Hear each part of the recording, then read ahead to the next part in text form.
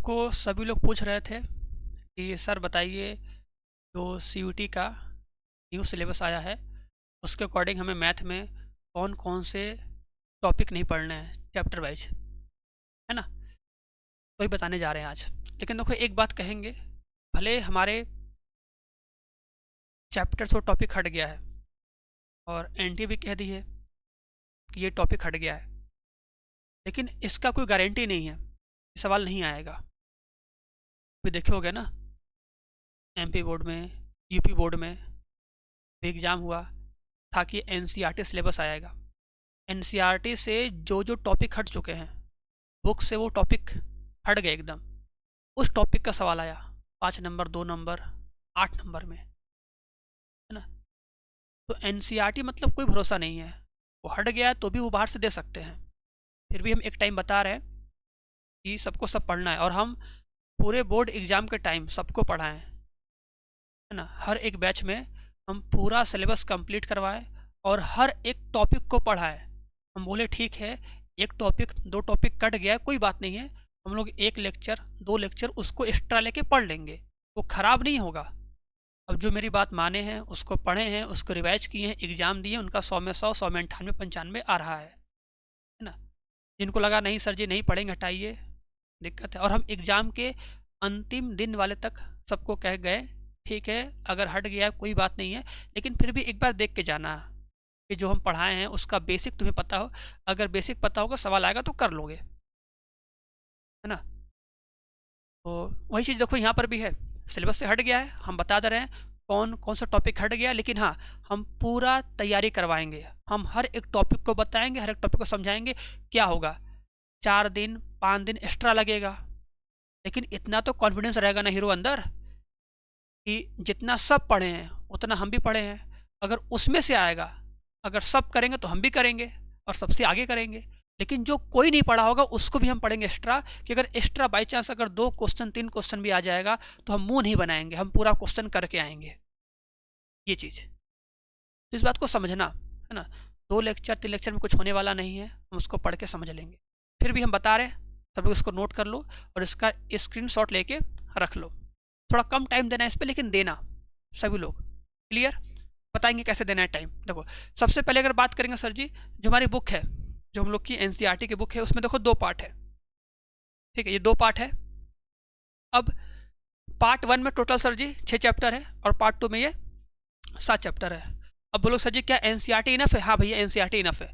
तुम एनसीईआरटी पढ़ो और एनसीईआरटी पढ़ने के बाद, ठीक है, जो हम प्रैक्टिस सेट देंगे, जो हम प्रैक्टिस सेट देंगे ना, उसमें एनसीईआरटी के क्वेश्चन, एनसीईआरटी एग्जाम्पलर के question, plus most important question, plus previous year question, plus mock test रहेगा, प्लस चैप्टर वाइज टेस्ट रहेगा, सब कुछ मिलेगा लाइन से एकदम एकदम बेहतरीन तरीके से। हम लोग हर एक चैप्टर को कंप्लीट करेंगे बढ़िया से, कि यार हमें हर एक चैप्टर में कॉन्फिडेंस आ जाए कि हाँ, इस चैप्टर से जो भी सवाल आएगा वो हम पूरा सवाल करेंगे, एक भी सवाल छोड़ेंगे नहीं, ठीक है। चलो देखो, तो सबसे पहले बात करेंगे सर जी चैप्टर फर्स्ट में। देखो, संबंध एवं फलन में जो सीयूटी का सिलेबस है, ये बता रहे हैं, ठीक है। जो सीयूटी का 2025 का न्यू सिलेबस आया है, जो अपडेट हुआ है, उस अपडेट के अकॉर्डिंग हमें चैप्टर फर्स्ट में, ठीक है, फलनों का संयोजन, ठीक है, फलनों का संयोजन और व्युत्क्रमणीय फलन ये नहीं पढ़ना है, और द्विव आधारित संक्रिया नहीं पढ़नी है, ठीक है।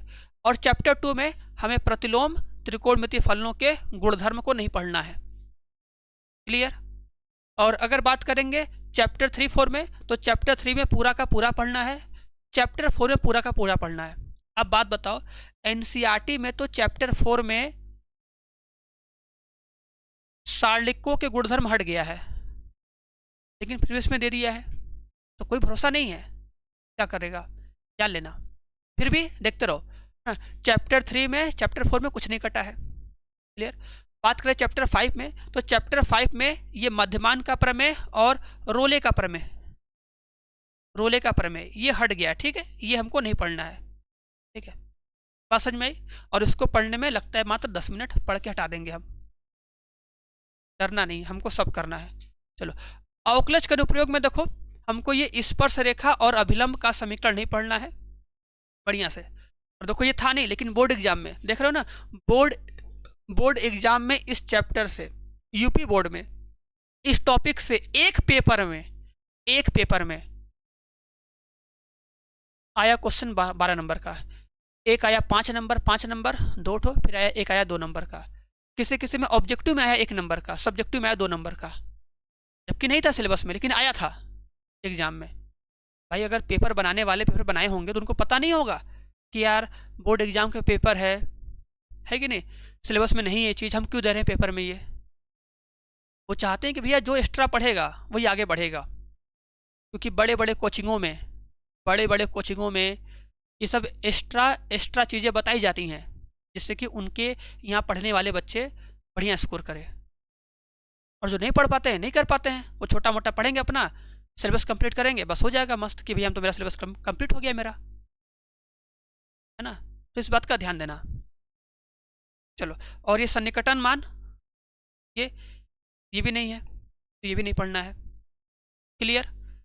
चैप्टर 7 में सारा पढ़ना है, इसमें कुछ नहीं कटा है, 7 हमको पूरा का पूरा पढ़ना है, ठीक है।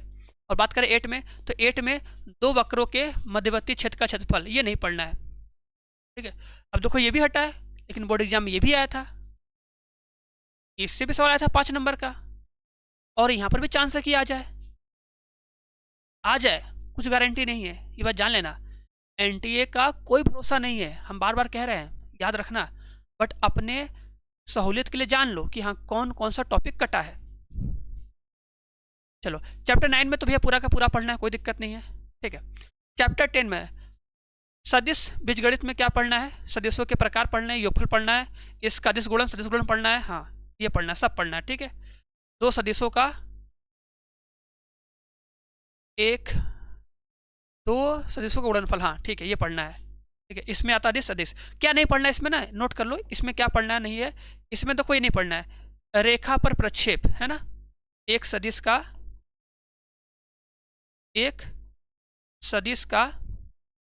ठीक है, रेखा पर प्रक्षेप, क्लियर है, ये नहीं पढ़ना है।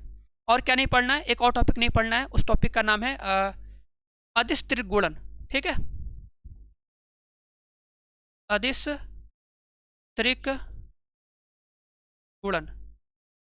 त्रिगुणन नहीं पढ़ना है, क्लियर है, ये नहीं पढ़ना है ना, ये 2 टॉपिक है, इसमें नहीं पढ़ना है। चलो, और बात करें चैप्टर नंबर 11 में, तो ये तो सब सारा पढ़ना है, और ये नहीं पढ़ना है, समतल से रिलेटेड हमको नहीं पढ़ना है, समतल हमें नहीं पढ़ना है, क्लियर है। चैप्टर 11 में समतल नहीं पढ़ना है। बात करें चैप्टर 12 में, तो चैप्टर 12 में तो सारा पढ़ना है, 2 टॉपिक है, सारा पढ़ना है। 13 में हमको क्या नहीं पढ़ना है, बेस थ्योरम तक पूरा पढ़ना है, ये तो पढ़ना है, हाँ पूरा पढ़ना है। ये नहीं पढ़ना है, यादृच्छिक चर और इसके प्रायिकता बंटन, ये नहीं पढ़ने हैं, और बर्नौली परीक्षण हमको ये नहीं पढ़ना है, ओके जी। ये सब टॉपिक जो हमको नहीं पढ़ने हैं, बाकी हम सब कुछ तैयारी करवाएंगे इस लक्ष्य बैच में। देखो, हमें जो समझाना था वो हम सबको समझा चुके हैं, बाकी अब सबकी जिम्मेदारी है, अब क्या चाहते हो कि जैसे मेरा यूपी बोर्ड का या एमपी बोर्ड का पेपर ख़राब हो गया, ठीक है, क्या वैसे मेरा ये भी ख़राब हो जाए, क्योंकि ये बहुत इंपॉर्टेंट पेपर है, इसमें हम हल्का सा भी रिस्क नहीं लेना चाहते हैं।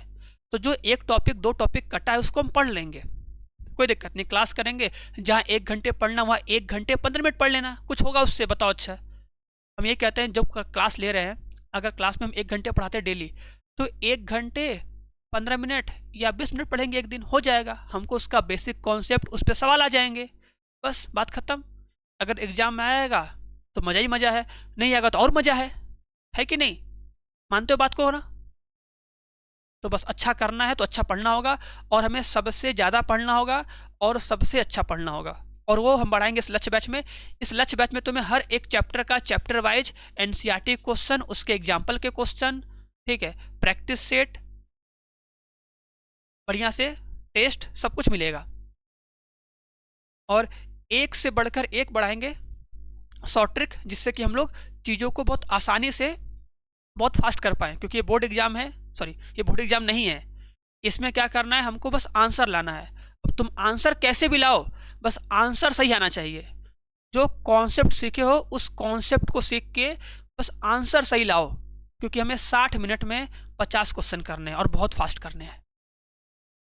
ओके, तो सब लोग तैयार हो जाओ। जो लोग बैच ज्वाइन नहीं किए हैं वो इस नंबर पे कॉल करेंगे, इस नंबर पे कॉल करके आराम से फटाफट बैच ज्वाइन कर सकते हैं। क्लास चल रही है, अब बस लग जाओ।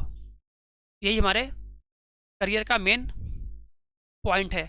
अगर अच्छा कॉलेज मिल गया तो मज़ा ही मज़ा है, नहीं मिला तो भैया आगे भी ज़िंदगी मजी है, ऐसी कोई बड़ी बात नहीं है। लेकिन हाँ, हम लोग अपना बेस्ट देंगे कि भैया हमको बेस्ट से बेस्ट चीज़ मिल जाए। ओके, चलो तो सभी को बाय बाय, टाटा, और हम लोग मिलते हैं फिर नेक्स्ट क्लास में।